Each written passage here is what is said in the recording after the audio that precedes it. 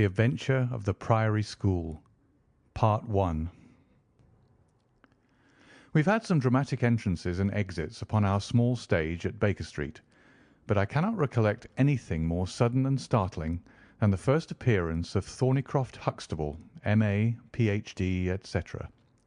His card, which seemed too small to carry the weight of his academic distinctions, preceded him by a few seconds, and then he entered himself, so large, so pompous, and so dignified that he was the very embodiment of self-possession and solidity. And yet his first action, when the door had closed behind him, was to stagger against the table, whence he slipped down upon the floor, and there was that majestic figure prostrate and insensible upon our bearskin hearth-rug. We had sprung to our feet, and for a few moments we stared in silent amazement at this ponderous piece of wreckage which told of some sudden and fatal storm far out on the ocean of life. Then Holmes hurried with a cushion for his head, and I with brandy for his lips. The heavy white face was seamed with lines of trouble. The hanging pouches under the closed eyes were leaden in colour. The loose mouth drooped dolorously at the corners. The rolling chins were unshaven. Collar and shirt bore the grime of a long journey, and the hair bristled unkempt from the well-shaped head. It was a sorely stricken man who lay before us. "What is it, Watson?" asked Holmes. "Absolute exhaustion, possibly mere hunger and fatigue," said I, with my finger on the thready pulse, where the stream of life trickled thin and small. "Return ticket from Mackleton in the north of England," said Holmes, drawing it from the watch pocket. "It is not 12 o'clock yet. He has certainly been an early starter." The puckered eyelids had begun to quiver, and now a pair of vacant grey eyes looked up at us. An instant later the man had scrambled on to his feet, his face crimson with shame. "Forgive this weakness, Mr. Holmes. I have been a little overwrought. Thank you. If I might have a glass of milk and a biscuit, I have no doubt that I should be better. I came personally, Mr. Holmes, in order to ensure that you would return with me. I feared that no telegram would convince you of the absolute urgency of the case." "When you are quite restored—" "I am quite well again. I cannot imagine how I came to be so weak. I wish you, Mr. Holmes, to come to Mackleton with me by the next train." My friend shook his head. "My colleague, Dr. Watson, could tell you that we are very busy at present. I am retained in this case of the Ferrers documents, and the Abergavenny murder is coming up for trial. Only a very important issue could call me from London at present." "Important?" Our visitor threw up his hands. "Have you heard nothing of the abduction of the only son of the Duke of Holdernesse?" "What, the late Cabinet Minister?" "Exactly. We had tried to keep it out of the papers, but there was some rumour in the Globe last night. I thought it might have reached your ears." Holmes shot out his long, thin arm and picked out volume H in his encyclopaedia of reference. "Holdernesse, 6th Duke, K.G., P.C. Half the alphabet. Baron Beverley, Earl of Carston. Dear me, what a list. Lord Lieutenant of Hallamshire since 1900. Married Edith, daughter of Sir Charles Appledore, 1888. Heir and only child, Lord Saltire. Owns about 250,000 acres. Minerals in Lancashire and Wales. Address, Carlton House Terrace, Holdernesse Hall, Hallamshire. Carston Castle, Bangor, Wales. Lord of the Admiralty, 1872. Chief Secretary of State for— Well, this man is certainly one of the greatest subjects of the Crown." "The greatest and perhaps the wealthiest. I am aware, Mr. Holmes, that you take a very high line in professional matters, and that you are prepared to work for the work's sake. I may tell you, however, that his Grace has already intimated that a cheque for £5,000 will be handed over to the person who can tell him where his son is, and another 1,000 to him who can name the man or men who have taken him." "It is a princely offer," said Holmes. Watson, I think that we shall accompany Dr. Huxtable back to the north of England. And now, Dr. Huxtable, when you have consumed that milk, you will kindly tell me what has happened, when it happened, how it happened, and finally what Dr. Thorneycroft Huxtable of the Priory School near Mackleton has to do with the matter, and why he comes 3 days after an event, the state of your chin gives the date, to ask for my humble services. Our visitor had consumed his milk and biscuits. The light had come back to his eyes and the colour to his cheeks as he set himself with great vigour and lucidity to explain the situation. "I must inform you, gentlemen, that the Priory is a preparatory school of which I am the founder and principal. Huxtable's sidelights on Horace may possibly recall my name to your memories. The Priory is, without exception, the best and most select preparatory school in England. Lord Leverstoke, the Earl of Blackwater, Sir Cathcart Soames, they all have entrusted their sons to me, but I felt that my school had reached its zenith when weeks ago the Duke of Holdernesse sent Mr. James Wilder, his secretary, with intimation that young Lord Saltire, 10 years old, his only son and heir, was about to be committed to my charge. Little did I think that this would be the prelude to the most crushing misfortune of my life. On May 1st the boy arrived, that being the beginning of the summer term. He was a charming youth, and he soon fell into our ways. I may tell you, I trust that I am not indiscreet, but half confidence are absurd in such a case, that he was not entirely happy at home. It is an open secret that the Duke's married life had not been a peaceful one, and the matter had ended in a separation by mutual consent, the Duchess taking up her residence in the south of France. This had occurred very shortly before, and the boy's sympathies are known to have been strongly with his mother. He moped after her departure from Holdernesse Hall, and it was for this reason that the Duke desired to send him to my establishment. In a fortnight the boy was quite at home with us, and was apparently absolutely happy. He was last seen on the night of May 13th, that is, the night of last Monday. His room was on the second floor, and was approached through another large room in which 2 boys were sleeping. These boys saw and heard nothing, so that it is certain that young Saltire did not pass out that way. His window was open, and there is a stout ivy plant leading to the ground.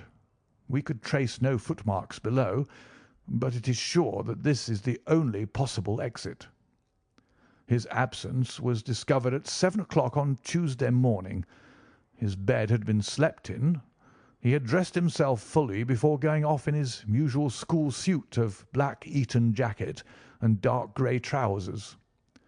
There were no signs that anyone had entered the room, and it is quite certain that anything in the nature of cries or a struggle would have been heard, since Caunter, the elder boy in the inner room, is a very light sleeper. When Lord Saltire's disappearance was discovered, I at once called a roll of the whole establishment, boys, masters, and servants. It was then that we ascertained that Lord Saltire had not been alone in his flight. Heidegger, the German master, was missing. His room was on the second floor, at the farther end of the building, facing the same way as Lord Saltire's. His bed had also been slept in, but he had apparently gone away partly dressed, since his shirt and socks were lying on the floor. He had undoubtedly let himself down by the ivy, for we could see the marks of his feet where he had landed on the lawn. His bicycle was kept in a small shed beside his lawn, and it also was gone. He had been with me for 2 years, and came with the best references, but he was a silent, morose man, not very popular either with masters or boys. No trace could be found of the fugitives, and now, on Thursday morning, we are as ignorant as we were on Tuesday. Inquiry was, of course, made at once at Holdernesse Hall, which is only a few miles away, and We imagined that in some sudden attack of homesickness he had gone back to his father, but nothing had been heard of him. The Duke is greatly agitated, and as to me, you have seen yourselves the state of nervous prostration to which the suspense and the responsibility have reduced me. Mr. Holmes, if ever you put forward your full powers, I implore you to do so now, for never in your life could you have a case which is more worthy of them." Sherlock Holmes had listened with the utmost intentness to the statement of the unhappy schoolmaster. His drawn brows and the deep furrow between them showed that he needed no exhortation to concentrate all his attention upon a problem which, apart from the tremendous interests involved, must appeal so directly to his love of the complex and the unusual. He now drew out his notebook and jotted down one or two memoranda. "You have been very remiss in not coming to me sooner," said he, severely. "You start me on my investigation with a very serious handicap. It is conceivable, for example, that this ivy and this lawn would have yielded nothing to an expert observer." "I am not to blame, Mr. Holmes. His Grace was extremely desirous to avoid all public scandal. He was afraid of his family unhappiness being dragged before the world. He has a deep horror of anything of the kind." "But there has been some official investigation?" "Yes, sir, and it has proved most disappointing. An apparent clue was at once obtained, since a boy and a young man were reported to have been seen leaving a neighbouring station by an early train. Only last night we had news that the couple had been hunted down in Liverpool, and they proved to have no connection whatever with the matter in hand. Then it was that in my despair and disappointment, after a sleepless night, I came straight to you by the early train." "I suppose the local investigation was relaxed while this false clue was being followed up?" "It was entirely dropped." "So that 3 days have been wasted. The affair has been most deplorably handled." "I feel it and admit it." "And yet the problem should be capable of ultimate solution. I shall be very happy to look into it. Have you been able to trace any connection between the missing boy and his German master?" "None at all." "Was he in the master's class?" "No, he never exchanged a word with him so far as I know." "That is certainly very singular. Had the boy a bicycle?" "No." "Was any other bicycle missing?" "No." "Is that certain?" "Quite." "Well, now, you do not mean to seriously suggest that this German rode off upon a bicycle in the dead of the night, bearing the boy in his arms?" "Certainly not." "Then what is the theory in your mind?" "The bicycle may have been a blind. It may have been hidden somewhere and the pair gone off on foot." "Quite so. But it seems rather an absurd blind, does it not? Were there other bicycles in this shed?" "Several." "Would he not have hidden a couple had he desired to give the idea that they had gone off upon them?" "I suppose he would." "Of course he would. The blind theory won't do. But the incident is an admirable starting point for an investigation. After all, a bicycle is not an easy thing to conceal or to destroy. One other question. Did anyone call to see the boy on the day before he disappeared?" "No." "Did he get any letters?" "Yes, one letter." "From whom?" "From his father." "Do you open the boy's letters?" "No." "How do you know it was from the father?" "The coat of arms was on the envelope, and it was addressed in the Duke's peculiarly stiff hand. Besides, the Duke remembers having written." "When had he a letter before that?" "Not for several days." "Had he ever one from France?"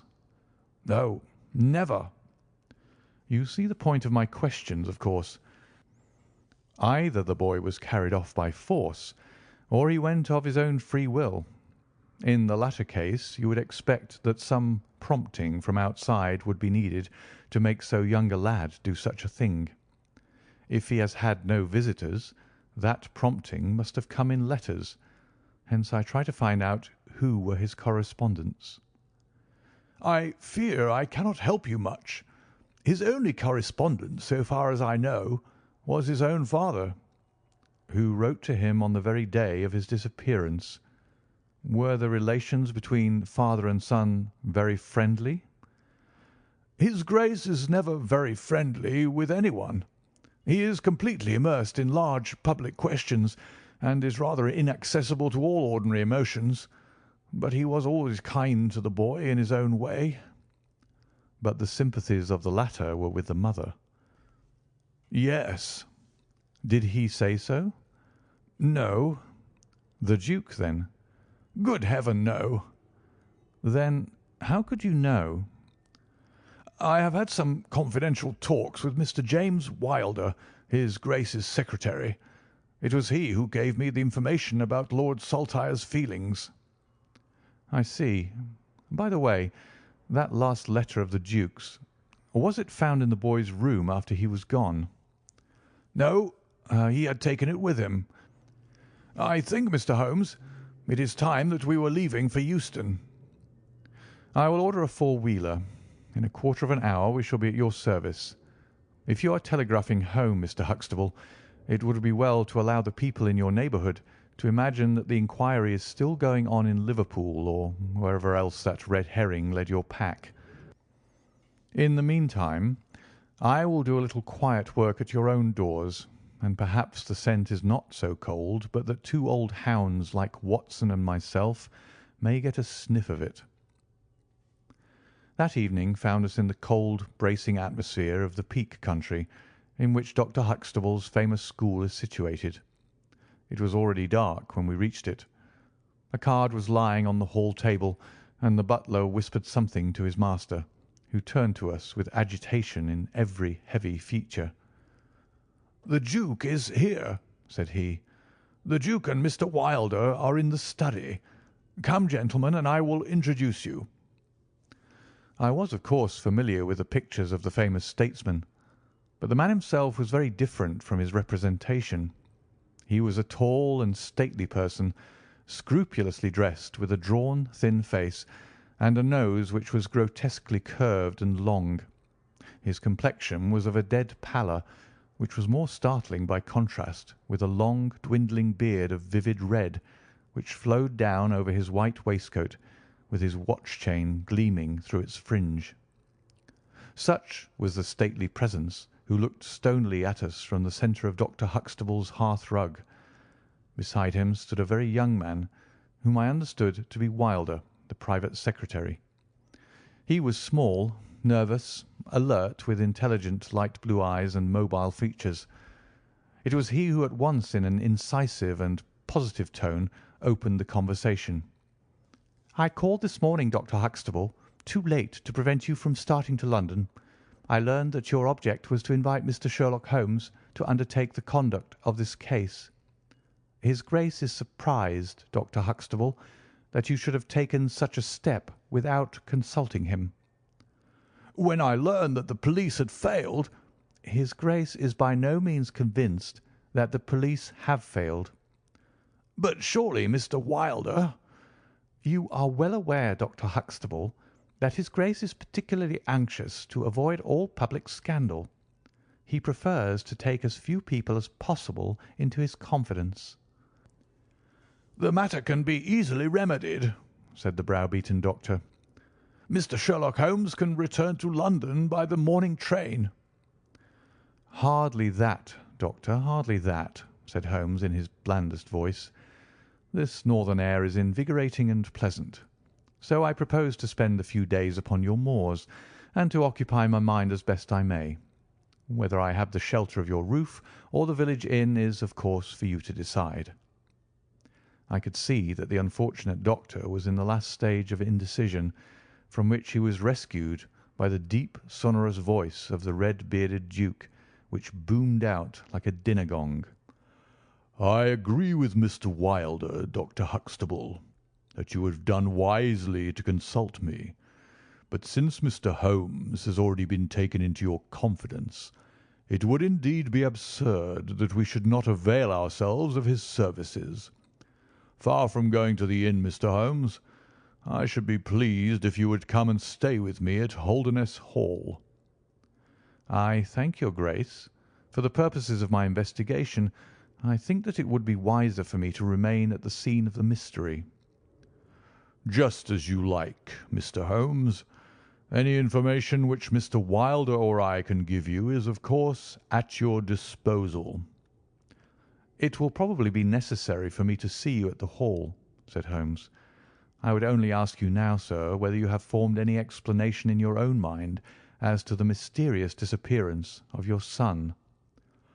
"No, sir, I have not."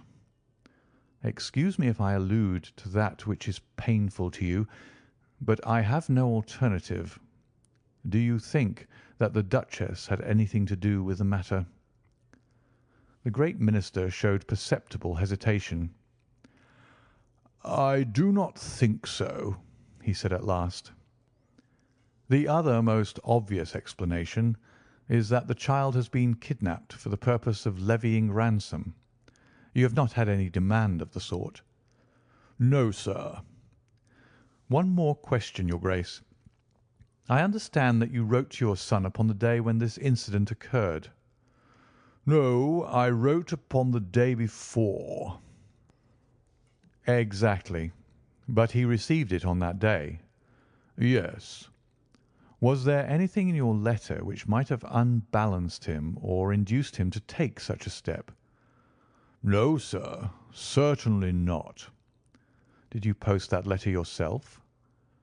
The nobleman's reply was interrupted by his secretary, who broke in with some heat. "His Grace is not in the habit of posting letters himself," said he. "This letter was laid with others upon the study table, and I myself put them in the post bag." "You are sure this one was among them?" "Yes, I observed it." "How many letters did your Grace write that day?" 20 or 30. I have a large correspondence, but surely this is somewhat irrelevant." "Not entirely," said Holmes. "For my own part," the Duke continued, "I have advised the police to turn their attention to the south of France.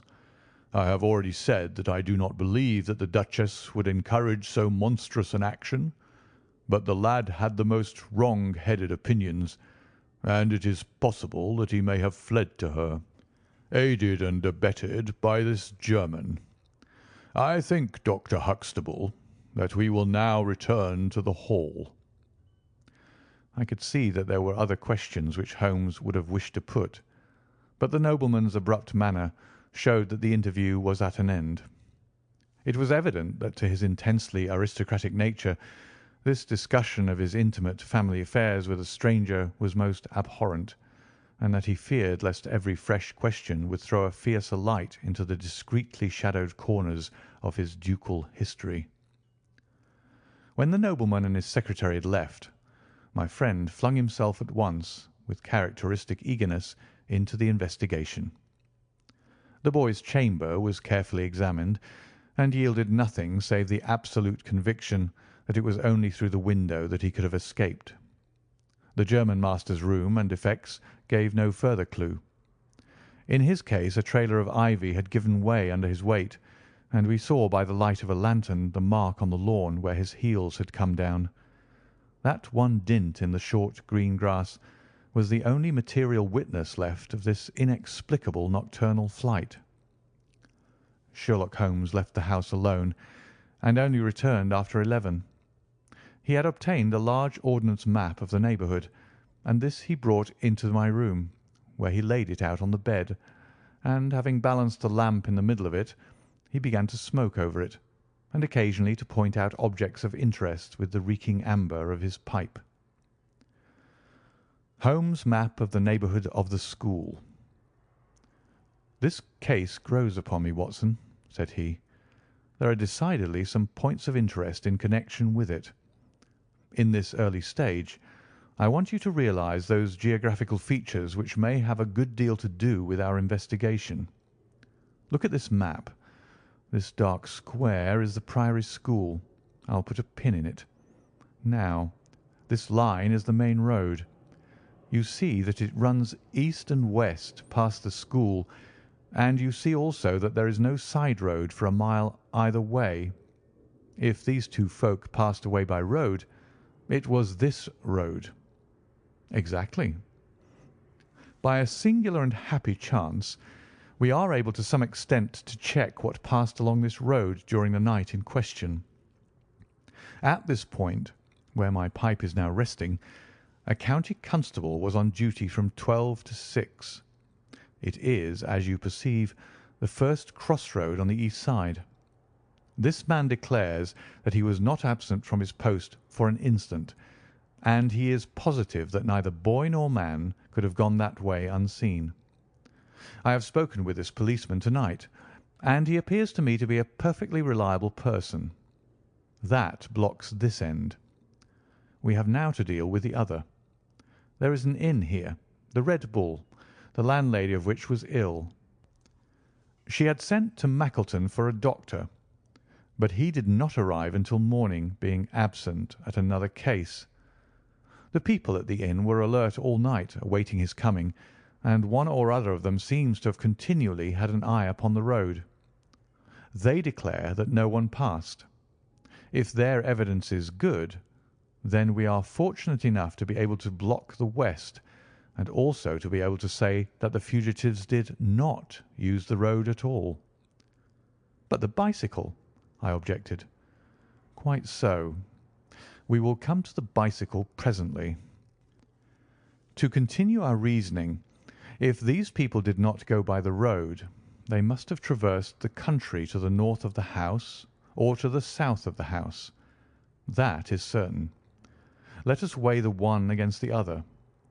On the south of the house is, as you perceive, a large district of arable land, cut up into small fields with stone walls between them. There I admit that a bicycle is impossible. We can dismiss the idea. We turn to the country on the north. Here there lies a grove of trees marked as the Ragged Shore, and on the farther side stretches a great rolling moor, Lower Gill Moor, extending for 10 miles and sloping gradually upward. Here, at one side of this wilderness, is Holdernesse Hall, 10 miles by road, but only 6 across the moor. It is a peculiarly desolate plain. A few more farmers have small holdings where they rear sheep and cattle. Except these, the plover and the curlew are the only inhabitants until you come to the Chesterfield high road. There is a church there, you see, a few cottages and an inn. Beyond that the hills become precipitous. Surely it is here to the north that our quest must lie. But the bicycle, I persisted. Well, well, said Holmes impatiently. A good cyclist does not need a high road. The moor is intersected with paths, and the moon was at the full. Hello, what's this? There was an agitated knock at the door, and an instant afterwards Dr. Huxtable was in the room. In his hand he held a blue cricket cap with a white chevron on the peak. "At last we have a clue," he cried. "Thank Heaven! At last we are on the dear boy's track. It is his cap." "Where was it found?" "In the van of the gypsies who camped on the moor. They left on Tuesday. Today the police traced them down and examined their caravan. This was found." "How do they account for it?" "They shuffled and lied, said that they found it on the moor on Tuesday morning. They know where he is, the rascals, thank goodness. They're all safe under lock and key. Either the fear of the law or the Duke's purse will certainly get out of them all that they know." "So far so good," said Holmes, when the doctor had at last left the room. "It at least bears out the theory that it is on the side of the Lower Gill Moor that we must hope for results. The police have really done nothing locally, save the arrest of those gypsies. Look here, Watson. There's a watercourse across the moor. You see it marked here in the map. In some parts it widens into a morass. This is particularly so in the region between Holdernesse Hall and the school. It is vain to look elsewhere for tracks in this dry weather, but at that point there is certainly a chance of some record being left. I will call you early tomorrow morning, and you and I will try if we can throw some light upon the mystery." The day was just breaking when I woke to find the long, thin form of Holmes by my bedside. He was fully dressed, and had apparently already been out. "I have done the lawn and the bicycle shed," said he. "I have also had a rumble through the ragged shore. Now, Watson, there is cocoa ready in the next room. I must beg you to hurry, for we have a great day before us." His eyes shone, and his cheek was flushed with the exhilaration of the master workman who sees his work lie ready before him. A very different Holmes, this active, alert man, from the introspective and pallid dreamer of Baker Street. I felt, as I looked upon that supple figure, alive with nervous energy, that it was indeed a strenuous day that awaited us. And yet it opened in the blackest disappointment. With high hopes we struck across the peaty russet moor, intersected with 1,000 sheep paths, until we came to the broad, light green belt which marked the morass between us and Holdernesse. Certainly, if the lad had gone homeward, he must have passed this, and he could not pass it without leaving his traces.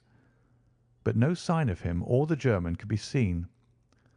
With a darkening face my friend strode along the margin, eagerly observant of every muddy stain upon the mossy surface. Sheep marks there were in profusion, and at one place, some miles down, cows had left their tracks. Nothing more. "Check number 1, said Holmes, looking gloomily over the rolling expanse of the moor.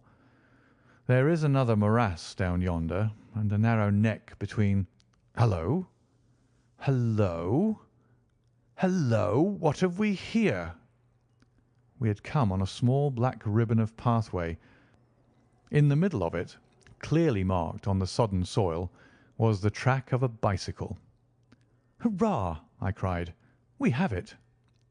But Holmes was shaking his head, and his face was puzzled and expectant rather than joyous. "A bicycle, certainly, but not the bicycle," said he. "I am familiar with 42 different impressions left by tyres. This, as you perceive, is a Dunlop, with a patch upon the outer cover. Heidegger's tyres were Palmer's, leaving longitudinal stripes. Aveling, the mathematical master, was sure upon the point. Therefore it is not Heidegger's track." "The boy's, then?" "Possibly, if we could prove a bicycle to have been in his possession. But this we have utterly failed to do. This track, as you perceive, was made by a rider who was going from the direction of the school." "Or towards it." "No, no, my dear Watson. The more deeply sunk impression is, of course, the hind wheel upon which the weight rests. You perceive several places where it has passed across and obliterated the more shallow mark of the front one. It was undoubtedly heading away from the school. It may or may not be connected with our inquiry, but we will follow it backwards before we get any further." We did so, and at the end of a few hundred yards lost the tracks as we emerged from the boggy portion of the moor. Following the path backwards, we picked out another spot where a spring trickled across it. Here, once again, was the mark of the bicycle, though nearly obliterated by the hoofs of cows. After that there was no sign, but the path ran right on into Ragged Shaw, the wood which backed on to the school. From this wood the cycle must have emerged. Holmes sat down on a boulder and rested his chin in his hands. I had smoked 2 cigarettes before he moved. "Well, well," said he at last, "it is of course possible that a cunning man might change the tyres of his bicycle in order to leave the unfamiliar tracks. A criminal who was capable of such a thought is a man whom I should be proud to do business with. We will leave this question undecided and hark back to our morass again, for we have left a good deal unexplored." We continued our systematic survey of the edge of the sodden portion of the moor, and soon our perseverance was gloriously rewarded. Right across the lower part of the bog lay a miry path. Holmes gave a cry of delight as he approached it. An impression like a fine bundle of telegraph wires ran down the centre of it. It was the Palmer tyres. "Here is Herr Heidegger, sure enough," cried Holmes exultantly. "My reasoning seems to have been pretty sound, Watson." "I congratulate you." "But we have a long way still to go. Kindly walk clear of the path. Now, let us follow the trail. I fear that it will not lead very far." We found, however, as we advanced, that this portion of the moor is intersected with soft patches, and though we frequently lost sight of the track, we always succeeded in picking it up once more. "Do you observe," said Holmes, "that the rider is now undoubtedly forcing the pace? There can be no doubt of it. Look at this impression, where you get both tyres clear. The one is as deep as the other. That can only mean that the rider is throwing his weight onto the handlebar, as a man does when he is sprinting. By Jove, he's had a fall." There was a broad irregular smudge covering some yards of the track. Then there were a few footmarks, and the tyre reappeared once more. "A side slip," I suggested. Holmes held up a crumpled branch of flowering gorse. To my horror, I perceived that the yellow blossoms were all dabbed with crimson. On the path, too, and among the heather, were dark stains of clotted blood. "Bad," said Holmes. "Bad. Stand clear, Watson. Not an unnecessary footstep. What do I read here? He fell wounded. He stood up. He remounted. He proceeded. But there is no other track. Cattle on this side path. He was surely not gored by a bull. Impossible. But I see no traces of anyone else. We must push on, Watson. Surely with stains as well as the track to guide us, he cannot escape us now." Our search was not a very long one. The tracks of the tyre began to curve fantastically upon the wet and shining path. Suddenly, as I looked ahead, the gleam of metal caught my eye from amid the thick gorse bushes. Out of them we dragged a bicycle, Palmer tyred, one pedal bent, and the whole front of it horribly smeared and slobbered with blood. On the other side of the bushes a shoe was projecting. We ran round, and there lay the unfortunate rider. He was a tall man, full bearded, with spectacles, one glass of which had been knocked out. The cause of his death was a frightful blow upon the head, which had crushed in part of his skull.